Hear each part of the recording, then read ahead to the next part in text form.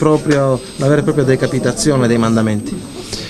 Ritengo che il significato più importante di questa operazione sia proprio questo, significa appunto tagliare la testa a praticamente Cosa Nostra Agrigentina. Vengono aggrediti con questa operazione due mandamenti preesistenti,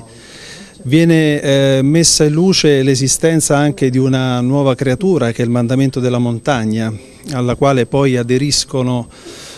sotto l'egida del paese di Santa Elisabetta, aderiscono anche i paesi della realtà provinciale montana di Agrigento e vengono anche decapitati i vertici di 15 famiglie mafiose collegate a questi mandamenti, per cui si tratta di un colpo abbastanza importante che viene dato e che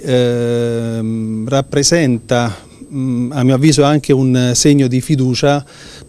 da parte di chi deve sentirsi spronato a credere nelle istituzioni, denunciando anche tentativi di estorsione, come ne abbiamo evidenziati tanti in questo caso. Ma i contatti con le drine calabresi sono stati documentati soprattutto in tema di stupefacenti. Effettivamente c'è una rivendicazione del brand Cosa Nostra, quasi un orgoglio nel rivendicare questo brand e anche nel sottolineare come la provincia di Agrigento sia ancora la provincia seria, a differenza di altre province, quali per esempio viene citata quella di Palermo, della quale ritengono solo la realtà corleonese particolarmente affidabile.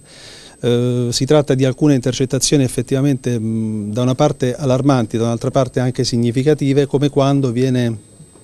fatto riferimento al concetto dell'elastico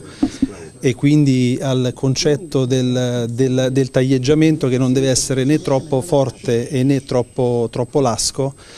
perché altrimenti se diventa troppo aggressivo induce poi a superare il vallone, cioè alla collaborazione. Sono stati documentati due tentativi di estorsione ai danni di alcune realtà facenti capo a delle cooperative per la gestione di immigrati richiedenti asilo.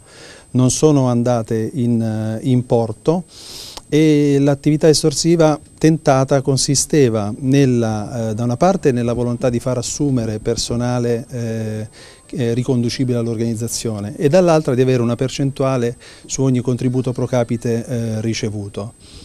Nel corso dell'operazione è stata sequestrata una somma ingente, sono stati sequestrati 240.000 euro